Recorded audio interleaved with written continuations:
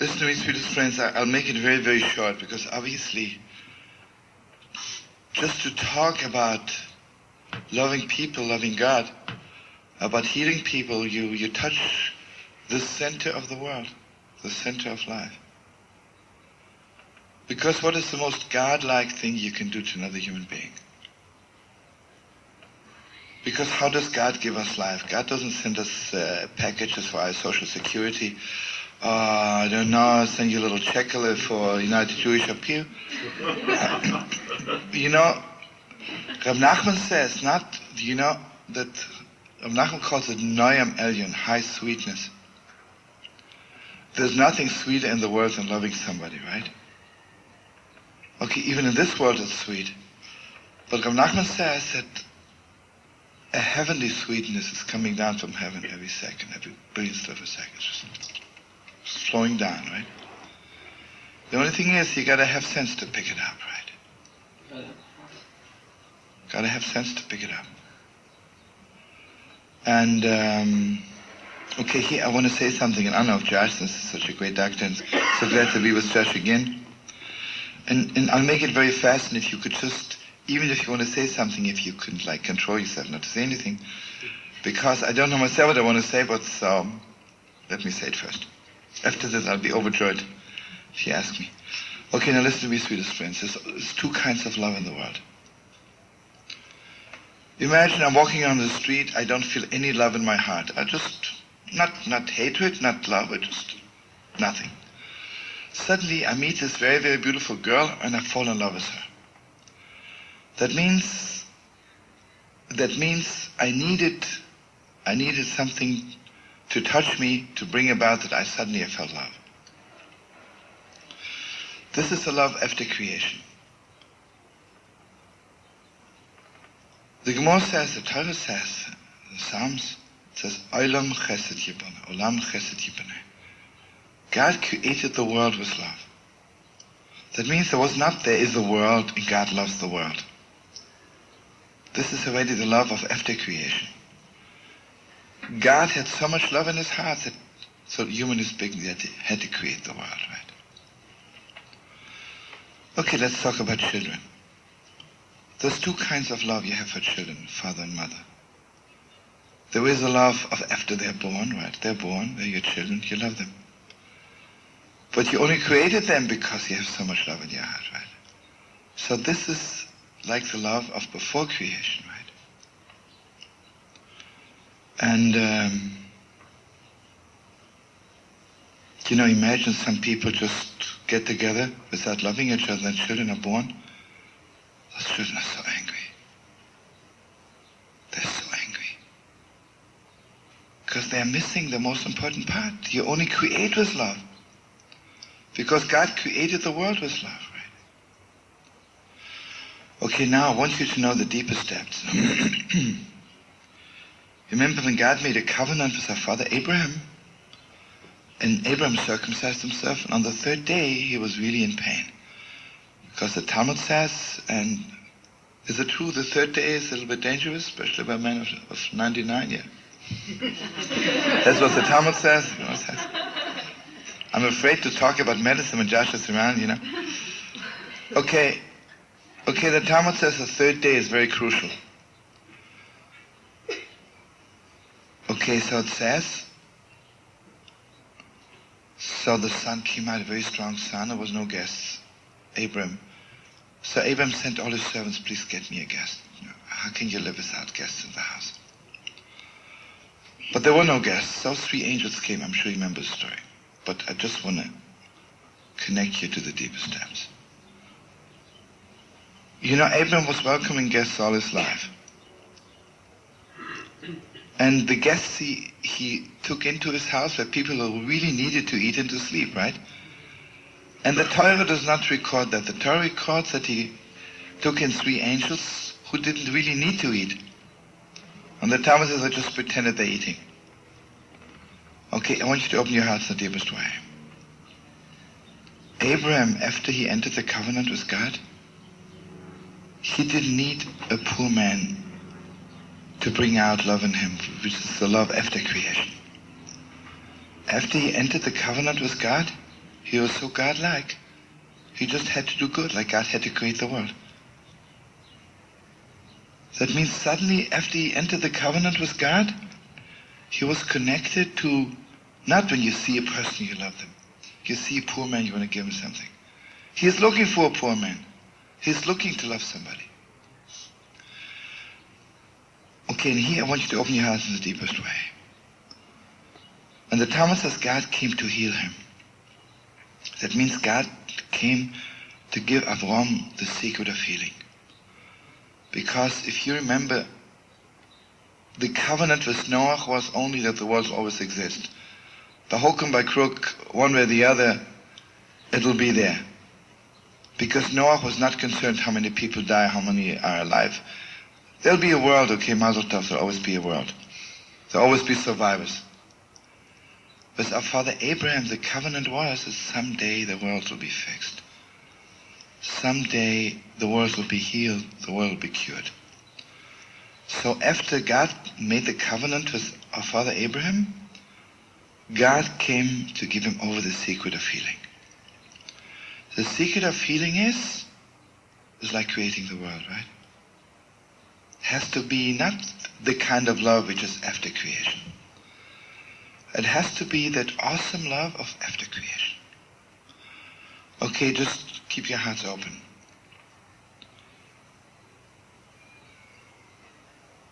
And it would be very far-reaching. I'd love to get into the depths, but I just want to burden you with God's names. You know, God has many names. God has the name Shem Elokim, Bereshis Bo Elokim. And that's the name, basically, of justice, of stern, right? Left is left, right is right, day is day, night is night.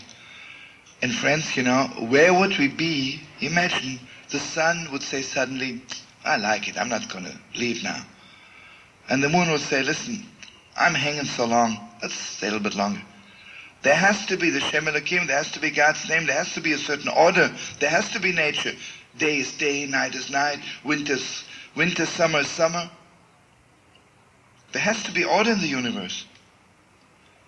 Shem Elokim is Midas Hadin. Mamish, that's what it is. Hang yourself, that's what it is. You cannot keep the sun a second longer. When Lichtmenschen is 424, you can hang yourself on the nail. It's 424.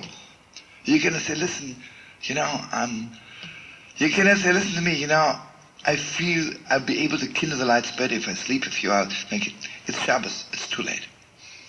So you would say, listen, brother, what I'm living by the Shem Yud Kevovke, I'm infinite. You're not infinite. This world is not infinite. Don't kid yourself. God is infinite. The world is not infinite. You're not infinite. But again, the other side. The finite people, they're so disgusting, right? Gewalt, are they disgusting? They're murders. Because the end is you can kill somebody by it, right? You can say, listen, this person is a thief, put him in prison. He did this, shoot him. No mercy, nothing. Now listen to this. The deepest secret of life is that you have to keep both together. There has to be this absolute order. And bless me, I should put it together. I don't know about you, I know I haven't put it together yet.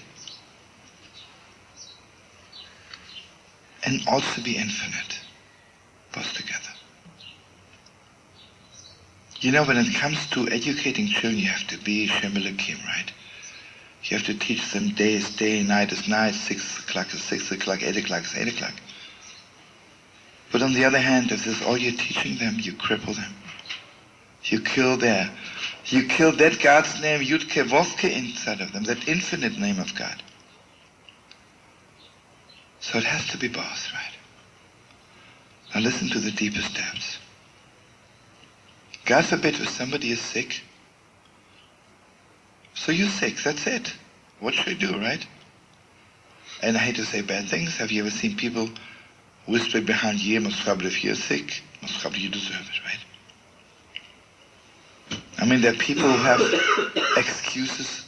I don't know, people give lectures, or why the 6 million had to be killed, and they find out all kinds of terrible things. Who are those people? They're all murders, right? I mean, they may not kill somebody, but they have murder in their heart. What's their problem? They're not connected to God's infinite name, right? Okay, so healing, listen to me, sweetest friends, in a nutshell. You know, sometimes we love somebody on a measured level. Imagine I meet this girl, I love her very much, but I have to know how much money her father had. And I have to know how many PhDs she has hanging on the wall. And I also want to know this, I want to know this. You know what that means? Yeah, I love her, but I love her not in an infinite way. And I definitely not love her like before creation. Before creation it was nothing, right? Just God's infinite love, right? It was nothing else. Just infinite. You know, when you want to cure somebody, imagine somebody is sick. You cannot cure them just with the love of after creation. When somebody is sick, somebody is in pain, somebody is crying. You know the most obnoxious thing when somebody is crying and they tell you why they're crying, and you tell them that they are wrong. And you think, oh, now is the time to educate them, right? Especially little children, when they're crying, the adults go over and say, listen, why are you crying? Your father hit you? Most probably he was right. And I'm sure he was right. Last week I brought Neshama up to her class. I seen a little girl of 6 standing outside the class, crying. What happened? Her teacher threw her out. So, naturally, I'm supposed to be a rabbi and a teacher, right? I'll go up to her and I say, listen, if your teacher threw you out, the teacher was right. Face it. What am I doing to this girl? You know what I'm doing? I can't cure her this way. I cripple her, make her more sick. When somebody is in pain, what you have to connect them, that God's name which was there before the Shem Elokim was there, before there was anything finite in the world, before I even knew there was such a thing as day and night, summer and winter, that $100 is more than $99. That means when I want to cure somebody, it has to be on that level like before creation. There's nothing there.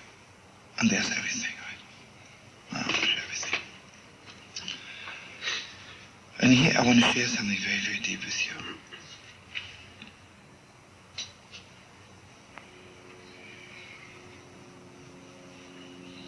You know, I don't know if Josh or Lillian talks about healing with hands, which is such a deep thing. I'm sure they did.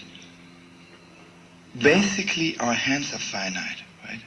How much can you do with your hands? I can take a little piece of wood and make a chair out of it. Everything is finite, right? It's not true. It is not true. Do you know words are finite? Imagine I walk up to a girl and I tell her I love you very much. So I told her, right? But those words are still a combination of finite and infinite. I can smell something finite in it. But you know why you tell them I love you? You hold their hand. Their hands have the power of giving over something infinite. And again, I want you to open your hearts. The Talmud says God created the world with his hands. And again, listen to this. There is the hands of after creation. And then there are the hands of before creation. The hands of before creation don't know of any limits. Don't know of anything finite. The hands of before creation, you cannot say you did something wrong. It doesn't exist. You see, on a very high level, evil doesn't exist. Let's put it this way. Again, on a very simple level. I love this girl very much, and I find out she's not so good.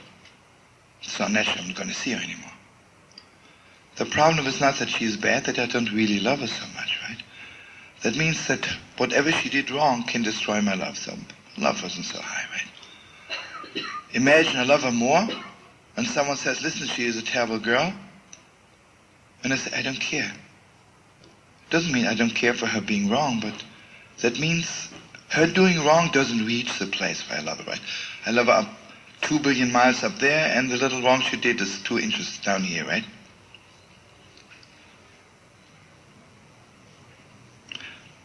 Now listen to this, but then, so they are the hands of before creation, they are the hands of after creation, and then they are the hands of Mashiach. It says, Mikdash Hashem, Kainenu Yedecha. You know the most unbelievable thing, the first 2 temples were built by us, by human beings. The 3rd temple, whom we're waiting to see rebuilt, will be just created by God's hands. Suddenly it'll be there. And here I want you to open your hearts again in the deepest way. There is a kind of healing, and there is a kind of love which takes time. Listen, God created the world in 6 days, face it. It took 6 days to create the world. But then, sometimes God's hands, it's in 1 second. So there's 2 kinds of healings. There's the healing of the 6 days of creation. And even before creation, it was still 6 days, right? With all the being infinite, it was 6 days. When the Messiah is coming, the hands which will rebuild the Holy Temple, you say, listen, it takes a little while even for God to put one brick on top of the other. It doesn't. And you know, it's so deep. When you love somebody very much, you can hold their hand, and they can sense it. Is it the hands of before creation? Is it the hands of after creation? Or are they the hands of Mashiach, of the 3rd temple, which is so deep, so deep, so deep. You know, Josh mentioned it, that he spoke about it. Children, you carry children in your hands. You know, children are so connected to hands, right?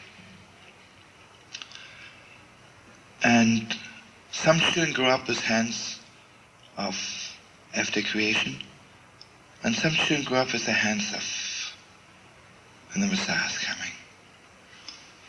Have you ever seen this? Sometimes a child is crying, and you pat their cap a little bit, you say, oh, everything will be okay, and they still cry a little bit longer. Or sometimes you put your hand on their capilla, and they smile, right? What happened? They were in the middle of crying. It didn't take any time, because it was Mashiach's hands, right? It doesn't take any time. Okay, I want to go one step further.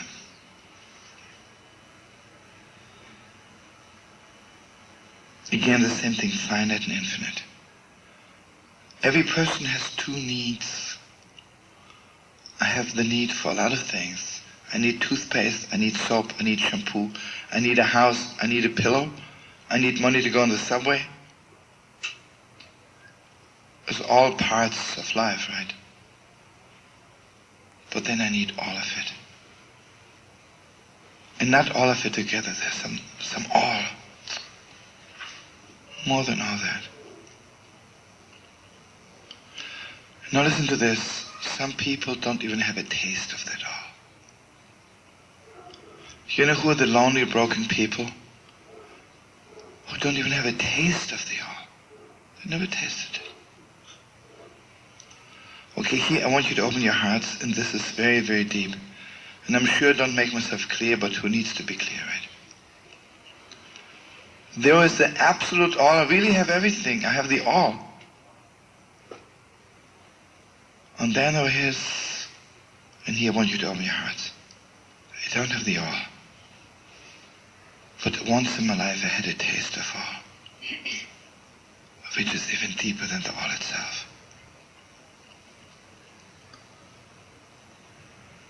Imagine I love my wife very much, and I buy her 18 apartment houses in Los Angeles, 20 apartment houses in New York, 10 in Paris, just to make a good impression.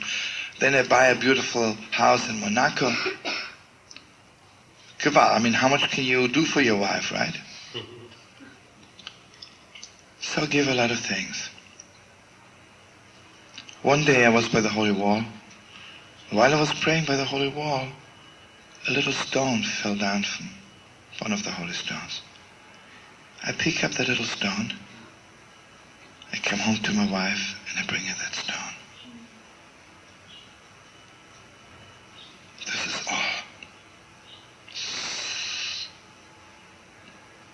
So much deeper.